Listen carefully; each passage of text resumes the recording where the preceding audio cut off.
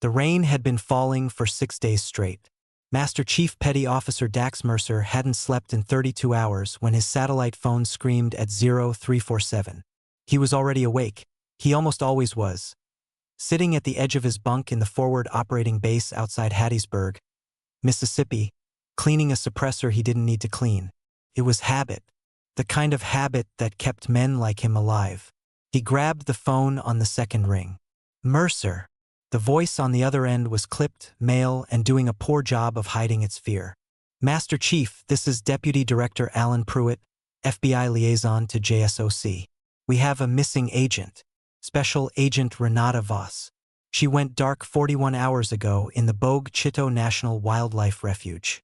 The flood surge from the storm has cut off ground access. Every road into the refuge is under 4 to 6 feet of water. We've had 2 search and rescue attempts. First team turned back. Said conditions were too dangerous. Second team. He paused. We lost contact with the second team 3 hours ago. Dax set the suppressor down on the metal table. The sound it made was very quiet and very final. What was Agent Voss doing in a flooded wildlife refuge at night? Another pause. Longer this time. That's classified above your current clearance, Master Chief. Deputy Director. His voice was flat. You're calling me at 0347 to send me into a flooded forest after a missing federal agent and a missing rescue team, and you want to play clearance games with me? A breath. Then, she was tracking a lead on a domestic trafficking network that uses the refuge as a transit corridor. She'd identified a staging point, spent 8 months building the case from scratch.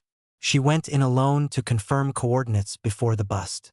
She was supposed to check in every 4 hours. She never did. Coordinates. Pruitt rattled off a grid reference. Dax didn't write it down. He'd already memorized it. I need a boat and my dog, he said. Your dog is already being transported to your position. ETA 20 minutes. The boat is outside. He almost smiled. Almost. You were pretty sure I was going to say yes. Master Chief, Pruitt said quietly. I was praying you were going to say yes. The dog's name was Kodiak, and he was not a dog to be trifled with.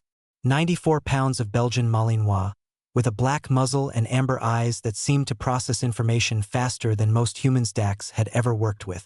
They'd been partners for 3 years, deployed to 2 combat zones, 1 domestic counterterrorism operation, and 1 incident in the Sonoran Desert that Dax still wasn't authorized to discuss.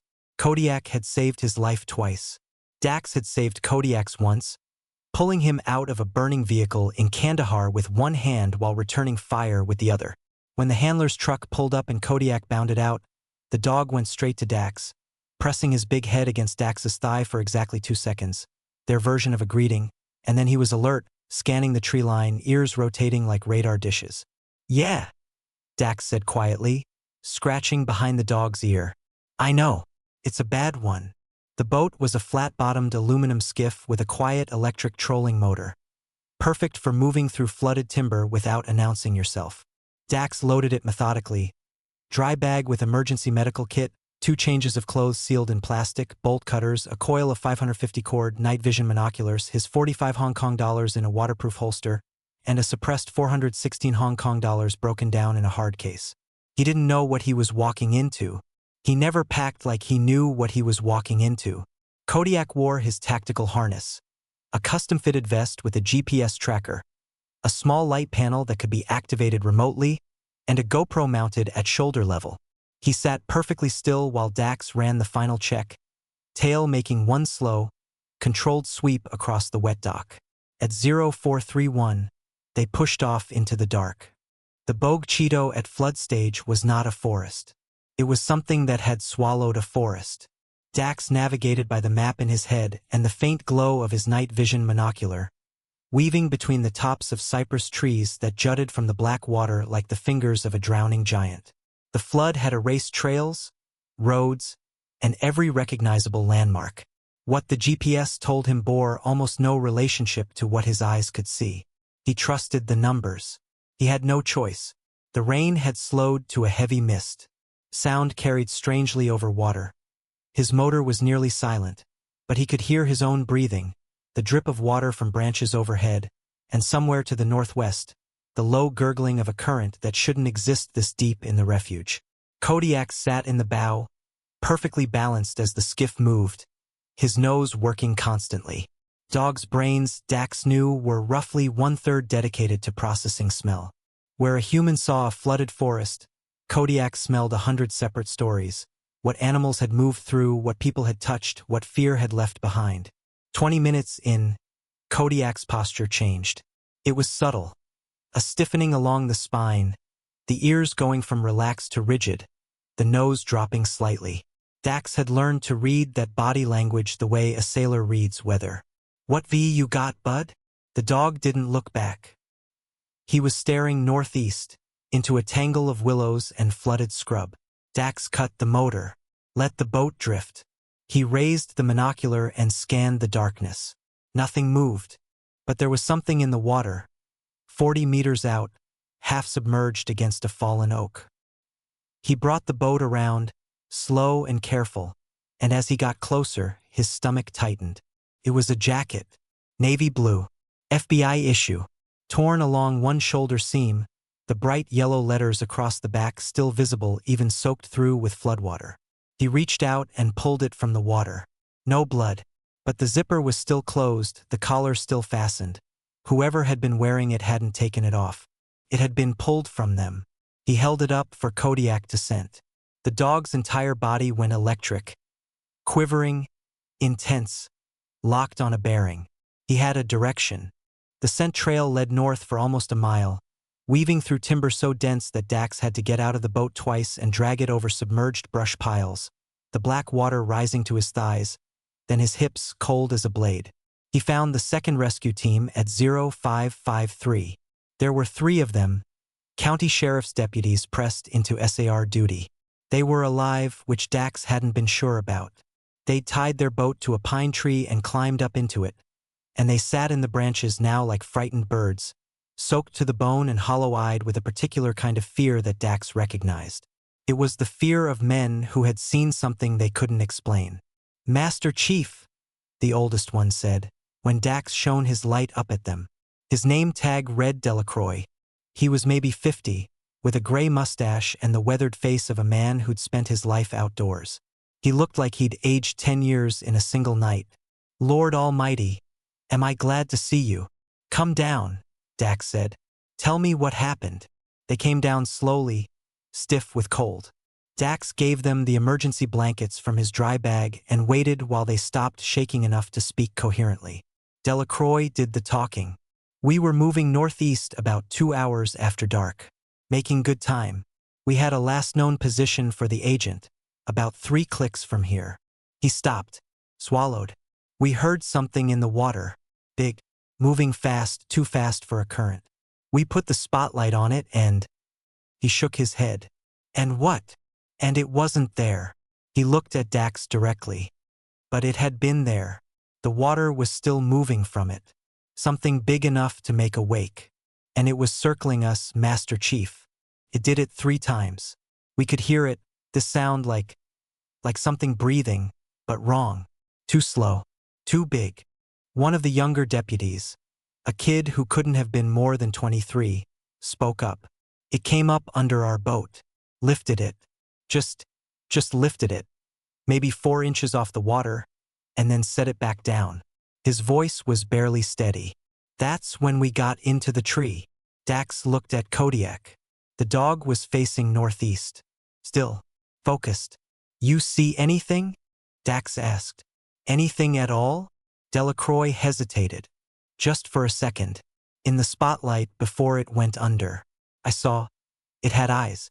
Big ones. Wide-set. Yellow." Dax absorbed this. "How wide-set?" Delacroix held his hands about 3 feet apart. Dax was quiet for a moment. Then, American alligator. A big one. Maybe a 12, 13-footer.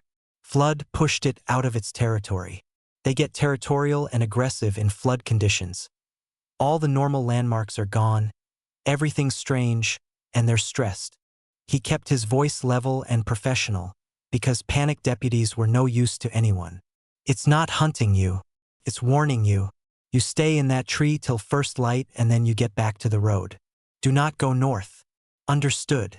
Delacroix nodded, the relief on his face immense. Dax didn't tell him the other thing, the thing he was keeping to himself.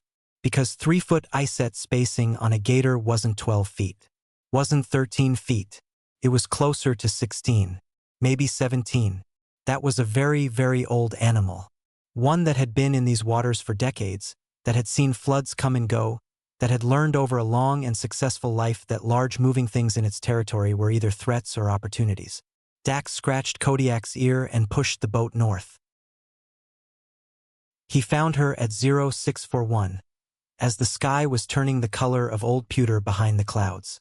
Special Agent Renata Voss was a lean woman in her late 30s, with close-cropped natural hair matted against her temples and eyes that burned with a fierce, controlled intelligence that exhaustion and hypothermia had not managed to extinguish. She was wedged into the upper branches of a water oak about 12 feet above the flood surface. Her wrists bound behind her with zip ties that she clearly hadn't applied herself. She had a gash along her jaw that had bled freely and dried dark, and her right arm was held at an angle that told Dax immediately it was either dislocated or broken. But she was breathing. Her eyes were sharp, and when she spotted Dax moving through the drowned trees below her, then dropped her gaze to the big Malinois cutting through the black water at his side. The look that crossed her face wasn't just relief. It was something more like recognition, like she'd been telling herself help was coming and had spent the last several hours arguing herself out of believing it, and here was the evidence that she'd been right all along. Mercer. Her voice was hoarse, cracked down to its roots, but the authority in it was intact. In the flesh. Dax brought the boat alongside the tree trunk and stood carefully, assessing. Who zip-tied you? 3 of them. She shifted carefully, protecting the bad arm. The trafficking network. They knew I was following them, had a counter-surveillance setup I didn't account for. My mistake. She said it cleanly, without self-pity, filing it away the way a professional filed away information she'd use later. They have a hunting camp about a half-click east of here. Elevated. They've been using it as a waypoint for months. When the flood hit, they couldn't move the product, so they stayed put. Her jaw tightened. They took my weapon, my radio, my credentials, my phone. Left me up here. Figured the water would take care of the rest. How long? 38 hours. Maybe 40. She glanced at the sky. Lost count around hour 20. Arm. Dislocated. I was trying to work the zip ties on a branch stub. Slipped. A beat. Don't make a face about it. I'm not making a face. You were about to. He wasn't. But he almost smiled, which was something different. He used the bolt cutters on the zip ties 30 seconds of work, and then talked her down from the tree with the steady, unhurried calm of a man who had extracted injured people from far worse configurations. When Voss reached the boat and half collapsed into it, Kodiak was there immediately, pressing his wide, warm muzzle against the side of her neck, standing over her in the bow like something ancient and protective. Voss went still. Her good hand came up and rested on the dog's flank, and for just a moment, one unguarded, exhausted moment, her eyes closed. Good dog, she whispered. The best, Dax said. He reset her shoulder with a single controlled motion that made her exhale sharply through clenched teeth and then draw a long, steadying breath. Not a field hospital. But enough. The men who did this, Dax said, fashioning a sling from 550 cord. 3 of them, you said. Still at the camp. Her eyes opened. Even wrecked, she was already thinking operationally. There's a hard drive. Waterproof case, green, size of a paperback novel. It has everything, the entire network. Names, safe houses, routes, financial accounts, identification of buyers. 8 months of work. Her voice didn't waver, but something behind it did. I built that case alone. If they get it out of the refuge, it disappears. All of it disappears, and those people never face a courtroom. Dax looked east. Then he looked at Kodiak. The dog met his eyes. That steady amber gaze, calm as deep water. Can you operate the boat? Dax asked her. 1 lever, forward and reverse. GPS is loaded. Follow the track line south to the road. She read him immediately. You're going east. I'm going east. The men at that camp are armed. One of them, the one who gave the orders, he's ex-special forces. He moved like it. He talked like it. They're all ex-something, Dax said, transferring the GPS to her good hand and closing her fingers around it. You go south. Keep steady. Don't put the light on the water if you hear something big moving underneath. Her hand closed firmly around the GPS. She looked at him with an expression he recognized. The look of someone who was used to being the most capable person in the room and was making a deliberate, professional decision to trust someone else. Mercer. She held his gaze. That hard drive matters. I know it does, he said. He stepped out of the boat into the chest-high water without another word. He heard the large alligator before he saw it. He was wading east through a gap in the timber, Kodiak swimming beside him in strong, controlled strokes. Malinois were exceptional swimmers, all muscle and drive, when the water around them changed. Pressure wave. A displacement. Dax stopped, put his hand on Kodiak's harness. Something very large was moving in the dark water beneath the tree canopy to his left. He could see the V-wake of it, the subtle break in the mist where something warm and massive was pushing air. He didn't reach for his weapon. Shooting an alligator in a flooded forest at close range, in the dark, was approximately the worst idea he'd ever considered. It would likely make things worse. A wounded gator in murky floodwater wasn't a problem you solved with bullets. He thought about what he knew. Alligators, even large ones, were ambush hunters. They didn't pursue prey across open water in a sustained chase. They were patient. They waited. And they were keyed primarily to surface disturbance, thrashing, irregular movement, the vibration pattern of something struggling. He controlled his breathing. He kept his movements slow and deliberate and purposeful, not panicked. He spoke to Kodiak in a low, steady tone that wasn't quite a command and wasn't quite a comfort. Just sound, human, and calm. Easy. We're moving. Nice and slow. Kodiak matched his energy perfectly. The dog was afraid. Dax could feel the tension through the harness, but he was trained for exactly this, to take the emotional cue from his handler to subordinate instinct to discipline. The wake circled them once. Slow. Massive. Dax kept moving east. Steady pace. Steady breathing. After 3 minutes, the wake didn't come again. He never saw it directly. He found a fallen tree and used it for a rest, pulling Kodiak up beside him for 30 seconds while he scanned ahead with the binoculars.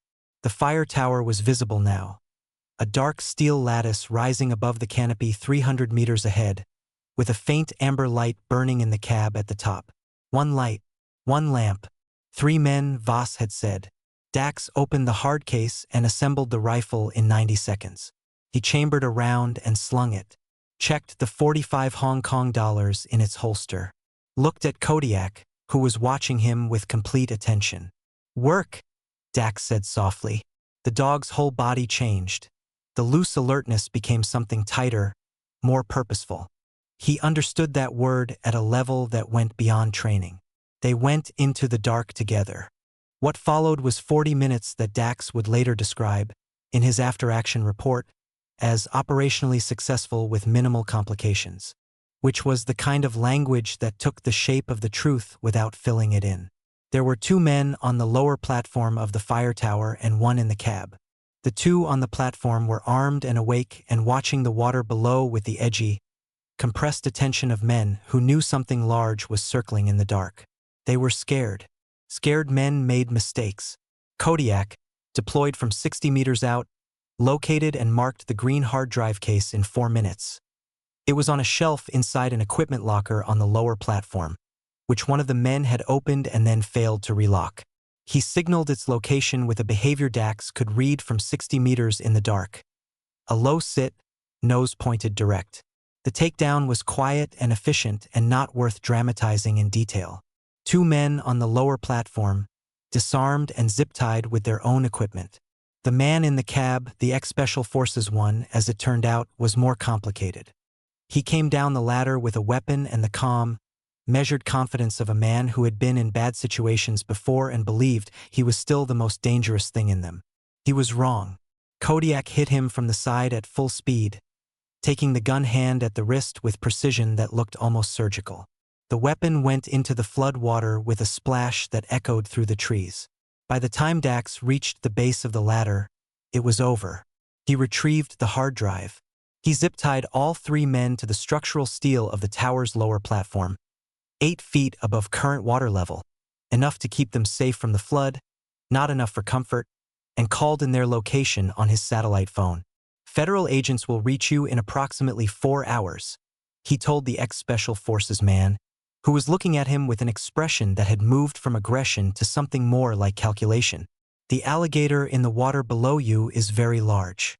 I would strongly recommend against attempting to wade anywhere. The man said nothing. Dax picked up the hard drive and looked at Kodiak. The dog was sitting, watching him, tail moving in that single slow sweep. "Let's go home," Dax said. They found Voss at the staging point at the road. She'd made it. She was sitting in the stern of the skiff with a thermal blanket across her shoulders, talking on a radio someone had brought out with the extraction team, her voice carrying clear across the water. Calm, precise, already debriefing. She'd been in that tree for 40 hours in a flooded forest with a dislocated shoulder, and she was debriefing. When Dax waded out of the tree line with Kodiak at his heel and the green hard drive case in his hand, she stopped mid-sentence. The radio operator on the other end said something. She held up one finger, wait, and kept her eyes on Dax. He crossed the last 30 meters of floodwater and held the hard drive out to her. She took it with her good hand, looked at it for a long moment, then looked at him. "The men. Secured at the tower. Local LEO and your people have the coordinates. All 3. All 3. She exhaled. Just once. Long and controlled. The kind of breath that carries a very large weight out of the body. "You went in there without a boat," she said. "Kodiak's a good swimmer. You went in alone. No backup. Into a flooded forest, in the dark, with an alligator that scared 3 armed sheriff's deputies into a tree, to arrest 3 armed men and recover a hard drive." She paused. "One of those men was Special Forces." "Former," Dax said. Something crossed her face. Not quite a smile, not quite admiration. Something more complicated than either. The look of someone who spent her life doing difficult things alone and had just watched someone else do one on her behalf. "You didn't have to go east," she said quietly. "No," he agreed. "You could have just taken me back to the road." "I could have." She held his gaze for a moment. Then she looked down at the hard drive in her hand, at 8 months of work, at names and routes and evidence that would put people in federal prison and close a corridor that had moved human beings through a flooded forest like cargo. "Thank you," she said. "Just that. No performance in it." Dax nodded. He lifted Kodiak into the boat and checked him over. Paws, harness, eyes, the way you checked a partner you trusted with everything. Kodiak shook himself violently, spraying everyone nearby with cold brown water, then settled in the bow and looked out at the drowned trees with that deep, ancient calm. The rain had finally stopped. In the east, the sky was beginning to separate itself from the darkness. A thin line of gray, then silver, then the first fragile suggestion of light. Somewhere in the flooded timber behind them, something old and patient and enormous slipped below the surface and was gone. It had been watching the whole time. It had chosen, for reasons of its own, not to act. Maybe it recognized something in the man and the dog that moved through its territory. Not the stumbling, panicked disturbance of easy prey, but the controlled, deliberate purpose of 2 creatures that knew exactly what they were doing and why. Or maybe it was just full. Dax decided he preferred the first explanation. He started the motor and turned the boat toward the road, toward dry land, toward the ordinary world that never quite knew what happened in its dark places to keep it safe. Kodiak didn't look back. Voss was already back on the radio. Dax faced forward and they went home.